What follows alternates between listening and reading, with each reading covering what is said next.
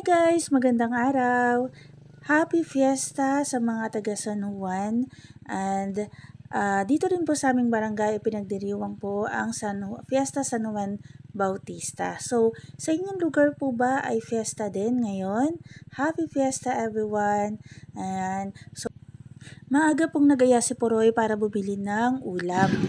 Nadaanan po namin ang mga wata-wata boys na maagang nagbabasaan, no? Kasi di ba po ang Fiesta de San Juan ay kilala bilang pagdiriwang po ng fiesta at kasabay po nun ang pagbabasaan.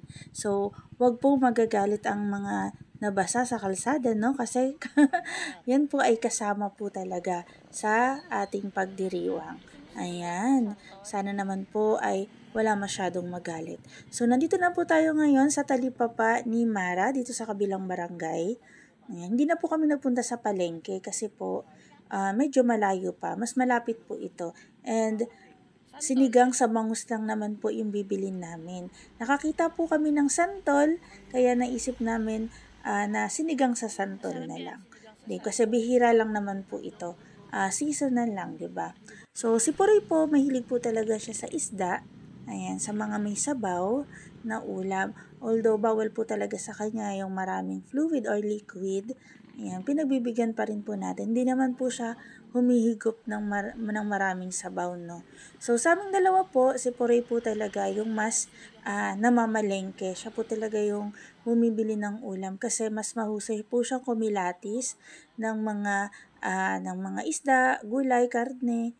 Ayan, at magaling makipagtawaran. Ayan, hindi naman po masyadong mababa. Ayan, so, si Poroy po, mas mahilig po siya sa fish kaysa sa karne. Ayan, kasi mas prepared po talaga niya yan, no? At ngayon po guys, grabe, no? Sobrang mahal po talaga ng mga bilihin. Kaya po talagang mas kinikilatis pong mabuti. Alam nyo po, minsan po bumili kami, no? Bumili kami ng ulam, mas mahal pa po. Mas mahal pa po yung mga sangkap kaysa sa karne at isda. Ayan. So, grabe na po talaga yung panahon ngayon. Kailan po kaya bababa ang presyo para nang sa ganun lahat po ng tao ay ma-afford po yung mas healthy ng mga pagkain. At pagkatapos po namin mamili, umuwi na rin po kami kagad at nandun pa rin po ang mga wata-wata boys. Ayan, masaya na nakikipagbasaan. Pagkatapos po akong mahihatid ni Poroy sa bahay, siya naman po ay lumabas para manood po ng parada.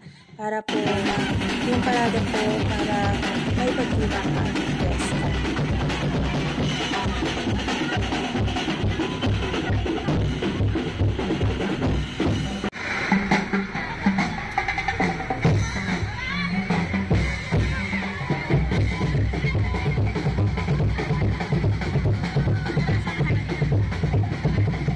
Papagod ako.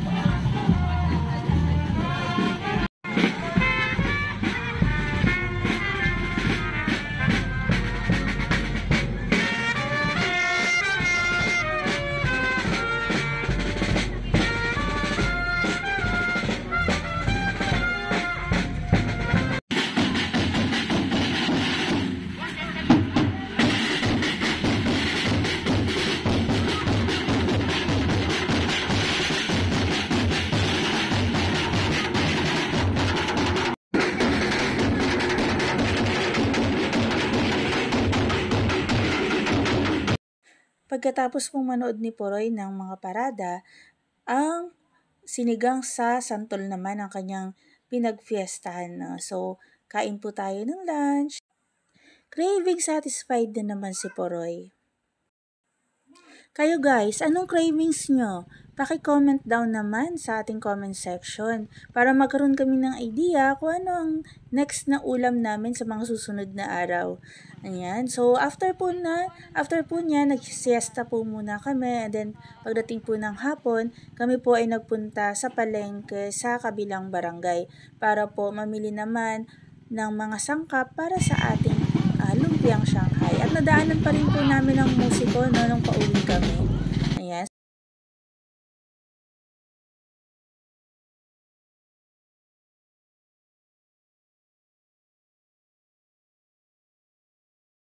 Baga, ano nyo celebrate ang fiesta